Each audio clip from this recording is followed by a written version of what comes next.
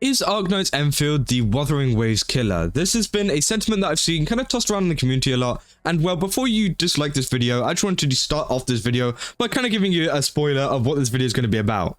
No, it's not. And well, I just wanted to talk about this real quick because again, there was a lot of kind of stuff in Arknights Endfield which I've really been enjoying, but it seems like a lot of people are like comparing this way too much to games like Wuthering Waves and also some other games where maybe they don't have the full context of what the game's actually about and some of the key features and systems in it, which actually make it very different from Wuthering Waves and could make it a potentially really good game to play alongside it. So again, let's just get into the game and show you guys what this is all about. Now, obviously, the first thing that I wanted to point out, I just wanted to go through a couple of similarities and differences that the games have. With the first one obviously being a very, very big difference in Arknights Endfield being the entire factory to kind of like base building system. Obviously, this is a massive part of Arknights Endfield, and it's potentially like probably half of the game itself. Now, what you do for this, well, actually maybe half is a little bit too much, but you get what I mean. It's a very, very large part of the game.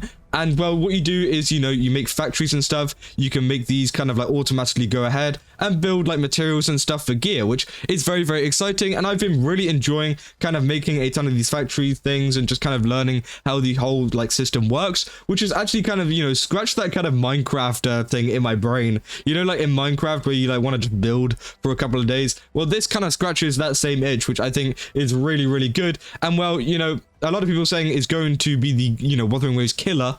Well, where does Wuthering Waves have this? You know, if it's going to be the Wuthering Waves Killer, then I would expect it to be, you know, not extremely hard bosses, but you know, some pretty hard bosses with some like extreme combat and it being very combat based. Where as Arknights Endfield, although it does have a lot of combat and the combat is really, really good, I don't think it is entirely combat based. I feel like it is a pretty like 50-50 to like maybe a little bit like 60-40 kind of split in terms of combat and quests, and also just making stuff in the factories and building like really cool base building stuff, which again makes the games completely different. And that's why I really think that, you know, you could honestly run these games side by side. I think that Arknights Endfield has really good potential to be one of those games that you play, you know, very often, and that it's like one of those kind of grindy games that doesn't feel like you're just grinding for a character leveling up or anything like that. You're actually grinding by, you know, doing some problem solving, figuring out how your factory works, everything like that, which again is really exciting. But also you have the aspects of the characters too, which I think is a really, really good thing.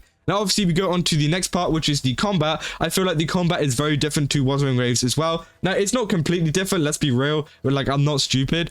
But also, at the same time, you know, there are similar things. For example, like, the E kind of ability. Whenever you fight, you can, like, kind of, like, summon another person to come in and fight at some point. That does feel like a little bit like an intro skill, apart from the fact that the character does not switch. It just makes one of these kind of NPC characters around you just attack them and then kind of like move away, which I think is really cool. But that is also where they kind of do differentiate. And like, obviously, as you can see here, you can do these kind of moves and all the characters you can use, even if they're not in your party, which again, already makes the combat very, very different for me. Same with the dodges and stuff. Dodging is much harder in Arknights Endfield than in Wuthering Waves itself. For like, the time frame is really, really hard, and even I can't even get through it. The enemies, I do understand that they are like pretty much equal in terms of like difficulty, maybe even a little bit harder. I felt quite challenged whenever taking on the enemies, but this is very early game. You know, my character's at level 20, so again, they're not going to be wiping out anything that insane.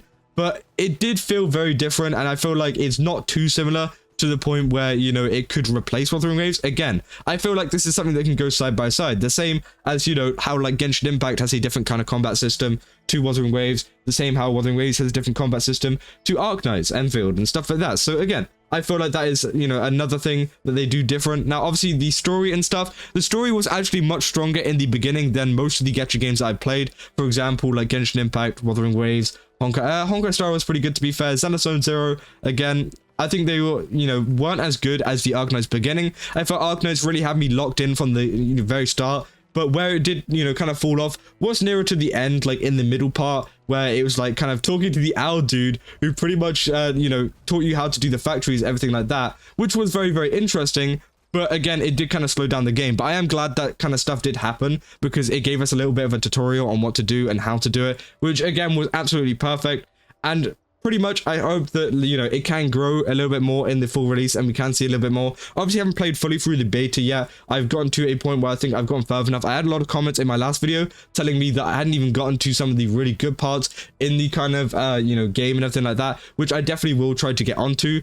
But even if we keep going, we can see that the gacha system is very different. You know, obviously this has been a very, very big topic in the community about how it's the worst gacha system in the world or how it's the best gacha system in the world. I honestly don't think it's that bad. I have been very, very lucky. I know I've been lucky, but honestly, it doesn't seem too bad whenever I've got this. I've got the 5-star character, which I got straight up, and obviously it takes 120 pulls to guarantee. You can get it early. I got it in about 50 pulls, which again is pretty easy. And then after that, after, you know, you get that guaranteed drop, then it's a 50-50 like all the time. You don't get a guarantee again, which again obviously sucks for a lot of whales, but honestly I don't care about whales. I'm going to be honest. One of the things that does suck about the gacha system is the fact that the pity doesn't cross over to another banner. So once you go to another banner, well, you're kind of screwed because you're back at 0. So say you got to like 119, you're about to pull the Leviathan, and then it's like, oh, new banner, and then you're back down to 1. So, you know, you're 1 pull off.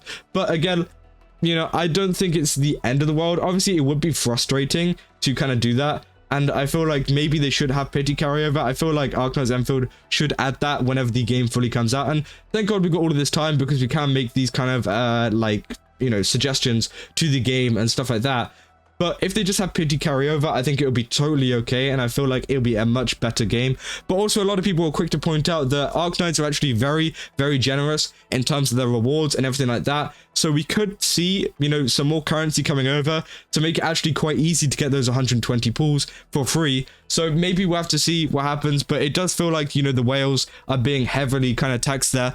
But again, as I said, I do not care about the whales. I'm not a whale. You know, I'm a person who wants one copy of the character. If you want copies of the character, then yeah, you're gonna have to struggle with the 50-50 system. But let's be real, the whales are gonna spend. Whales are gonna spend regardless. They don't care. There's tons of really, really, you know, bad gacha games out there who have even worse gacha systems than this, that, you know, whales still spend thousands and thousands of dollars on because they don't care. They want the cool hot anime waifu character because, again, that's just something that they do. That's a whale. That's how they work, you know? But again, maybe it will put off a couple of whales, but honestly, you know, the ones that will be, you know, not bothered by this will probably make up for the money difference of the ones that, you know, decide not to play this. Because let's be real, they're not really a whale if they're going, ooh, but the 50-50 system is kind of bad, stuff like that. They don't care. They just want the character. That's the kind of whole point of a whale.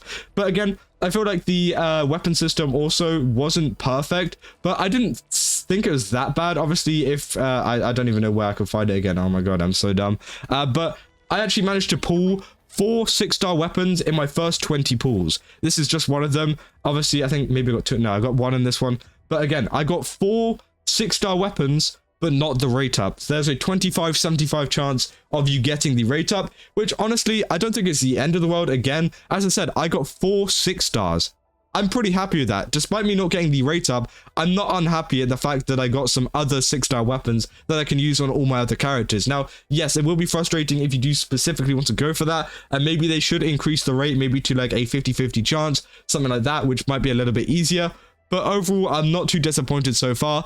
Maybe whenever the game fully comes out and my luck is like a little bit less, it might be, you know, it might be a little bit more frustrating. But honestly, it doesn't seem like the end of the world either. And I feel like 120 pulls for a guaranteed character on the banners is actually pretty decent. And I feel like, you know, in the future, it could be very free to play friendly. And the fact that, you know, a lot of people, whenever they pull on Genshin or Honkai or Wuthering Waves or anything like that, you know, they get up to a guaranteed and then they go to 50-50 and then it goes guaranteed again. So say if you have a 50-50 chance, well, you have a chance of spending over 200 pulls to actually get, you know, the character, which is a lot of money. Well, it's probably a little bit less than 200, like 190, 180, whatever, like kind of adding it up properly.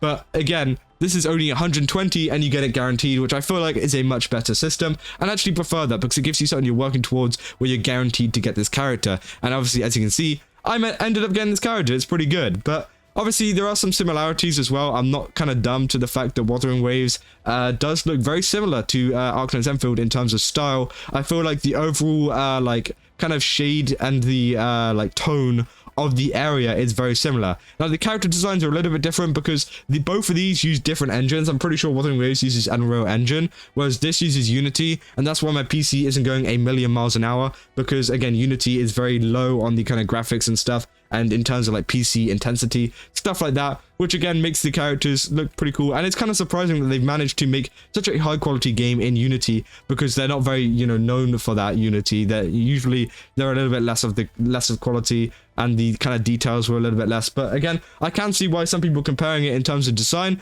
I totally get that. I totally understand why. Obviously, I feel like, you know, both of them can run pretty simultaneously, and I've just seen a lot of videos out there at the moment kind of like comparing the two way too early on, to the point where like it just doesn't even make sense, and it feels like a lot of these people haven't even played the beta test. Like, a lot of these videos I've seen are from people that haven't even played the beta test. Like, at least give it a go first before you make an opinion on whether you think it's going to be the Wuthering Waves Killer, or even any game killer at this point. I feel like Arknights Endfield is in an absolute league of its own right now in terms of stuff. Maybe there's one really niche gacha game out there, but in terms of some of the big ones that are at the moment, I don't think it's going to kill any of the games. I feel like it's in its own niche. It's in its own kind of thing with the whole base building, everything like that, and if they do stick with this, it will be. But honestly, I really don't think it's going to be like the big Genshin killer, or the big Wuthering Waves killer, or the big anything killer that people are making it out to be. And I just got really frustrated by the fact. And also, I recommend a lot of content creators.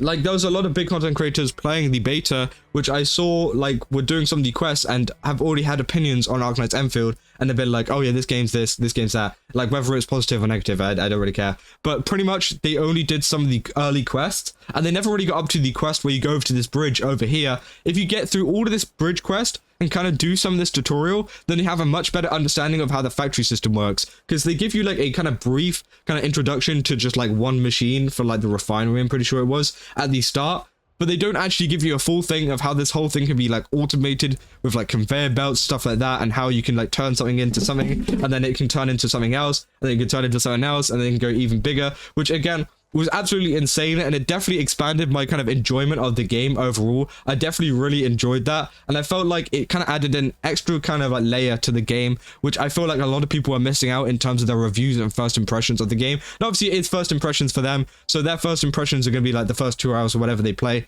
which obviously doesn't include any of this, but I definitely do recommend they do keep playing and give it another go if they can, because again, a very good game out at the moment, which again has like a lot of very like unique things, you know. But honestly, I just want to make this whole video. I saw this whole like stuff going around, be like, oh, Wuthering Waves Killer, Wuthering Waves that, blah, blah, blah. So that's just not. That's just not. It's okay to compare. I definitely think that comparing some things, obviously I spent this whole video comparing, which, you know, are similar to Enfield, you know, let's just be real. But I don't think it's very fair to be saying it's going to be the killer, it's going to be this, it's going to be that, for any game at the moment, especially when we're so early on. And for some of the people, you know, who have kind of said this, you know, are saying, you know, I haven't even played the beta. So, you know, play the beta first, then make up your opinion. But also, I really don't think it's going to be the Wuthering Waves Killer. As I said, you know, I told you all of these kind of ways that I think is different and it's unique, and how I'm really enjoying this game at the moment. But yeah, I'm going to be covering this game a lot more in the future, because I feel like this is something that I'm definitely going to be getting invested in,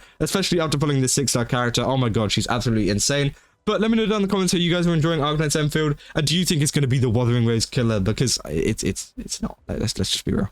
But yeah, leave a like and subscribe if you guys did enjoy it. Go to GameStop, use my code Kaza, get 10% off, and I'll see you guys in the next one. See ya.